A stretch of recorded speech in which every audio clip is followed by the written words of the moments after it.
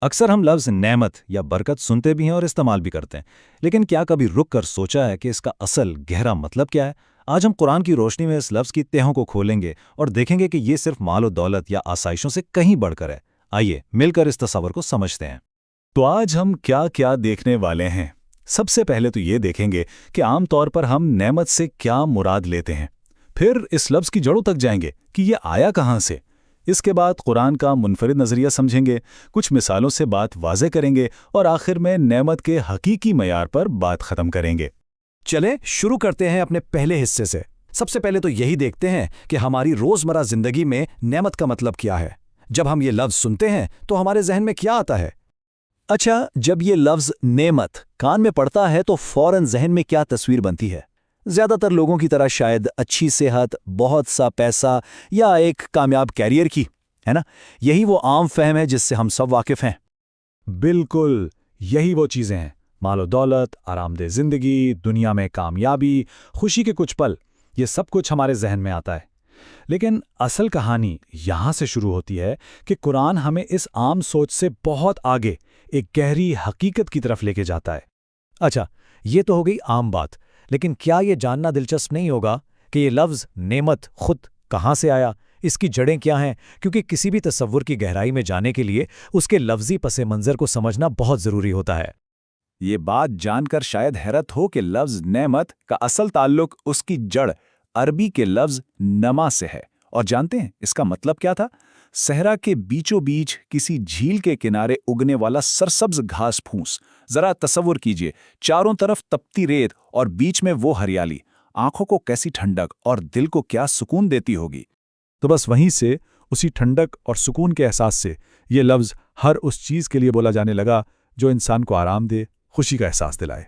یہ ہے اس کا لغوی یعنی ڈکشنری والا مطلب۔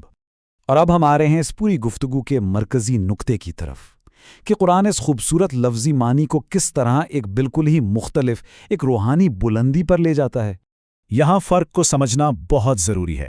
ایک طرف ہے لغوی معنی جو صرف وقتی آرام، مزے اور احساس سے جڑا ہے، اور دوسری طرف ہے قرآن کا مفہوم جو اس چیز کو ہدایت کا ذریعہ، مقصد تک پہنچنے کا وسیلہ اور روحانی ترقی کی سیڑھی کے طور پر دیکھتا ہے۔ یعنی قرآن کے نزدیک اہم یہ نہیں کہ کوئی چیز کیسا فیل کراتی ہے، بلکہ اہم یہ ہے کہ وہ ہمیں ہمارے مقصد کے کتنا قریب لے کر جاتی ہے۔ تو قرآن کی نظر میں اصل نعمت، سچی نعمت، صرف اور صرف وہ چیز ہے جو انسان کو اس کے بنانے کے مقصد تک، اس کی منزل تک پہنچنے میں اس کی مدد کرے۔ چلیں اس بات کو ذرا مثالوں سے سمجھتے ہیں تاکہ یہ بالکل واضح ہو جائے۔ دو بہت زبردست مثالیں ہیں۔ یوں سمجھیں کہ ایک مسافر ہے جسے ایک منزل تک پہنچنا ہے۔ اب اس کے لیے اس کی گاڑی یا سواری ایک حقیقی نعمت ہے۔ کیونکہ وہ اسے منزل کی طرف لے جا رہی ہے۔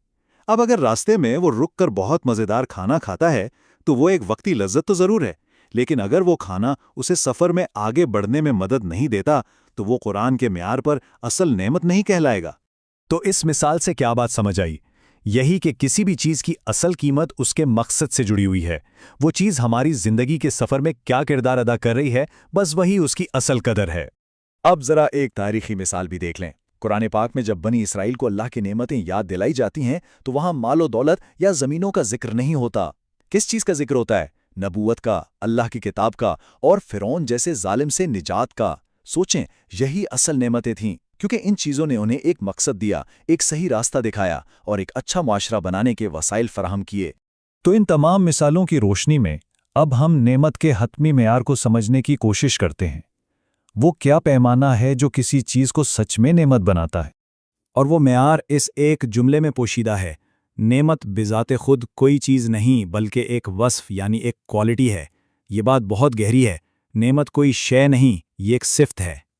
اس کا مطلب یہ ہوا کہ کوئی بھی چیز، چاہے وہ پیسہ ہو، علم ہو، صحت ہو، وہ نعمت کا لیبل تب حاصل کرتی ہے جب وہ ہمیں ہمارے مقصد حیات اور ہدایت کے راستے پر چلنے میں مددگار ثابت ہو۔ اور اس کا الٹ بھی اتنا ہی سچ ہے۔ اگر کوئی بھی چیز، چاہے وہ دیکھنے میں کتنی ہی اچھی کیوں نہ لگے، ہمیں غفلت میں ڈال دے یا ہمارے مقصد سے دور کر دے تو وہ فوراً نعمت ہونے کا وصف کھو دیتی ہے، پھر وہ قرآن کے مطابق نعمت نہیں رہتی۔ تو آخر میں یہ ایک سوال ہم سب کے لیے ہے کہ ہم اپنی زندگیوں میں جھانک کر دیکھیں، وہ کون سی چیزیں ہیں جو صرف وقتی خوشی نہیں دے رہیں بلکہ ہمیں ہمارے مقصد کی طرف رہنمائی بھی کر رہی ہیں، کیونکہ اصل قدر کرنے والی نعمتیں وہی ہیں और उस पर सोचना ही इस गहरे कुरानी तसव्वुर को अपनी ज़िंदगी में लाने का पहला कदम है।